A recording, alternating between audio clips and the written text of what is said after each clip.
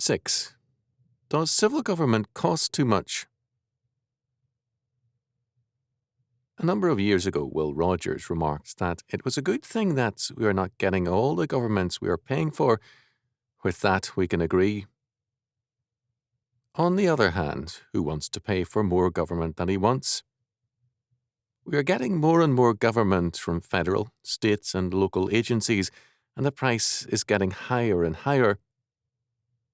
According to the Tax Foundation, the cost of all these branches of civil government will exceed $1.007 trillion in 1981. This means that the cost to every man, woman, and child is $4,678, or $18,712 for a family of 4. You may not pay this all in taxes today, but you will eventually, directly or indirectly. You may, if you are on welfare, be getting $18,000 in services, but even that is unlikely. One thing is certain. If you work for some agency of civil government, you are indeed ahead of the game. The real beneficiary of status spending is civil government, and nobody else, on the whole.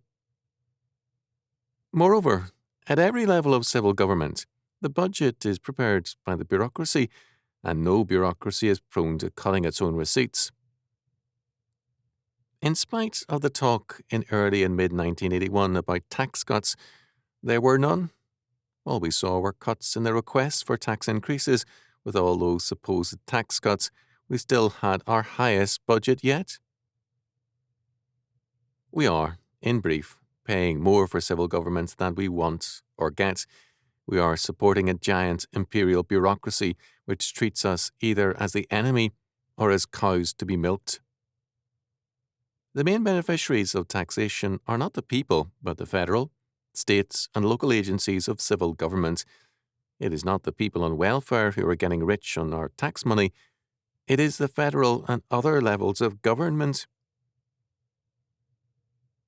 When California enacted Proposition 13 and its mandatory cuts on property taxes, the politicians screamed that all kinds of necessary services such as police and fire protection would be cut. None of this happened. Instead, people were less threatened by loss of housing because of heavy taxes, the economy improved, and for most people, the results were overwhelmingly good. Indeed, it became apparent that taxes could have been cut even further, improving the quality of life in California. Instead of giving us better civil governments, our high taxes are giving us oppressive rule, and they are being used to limit and threaten our freedom.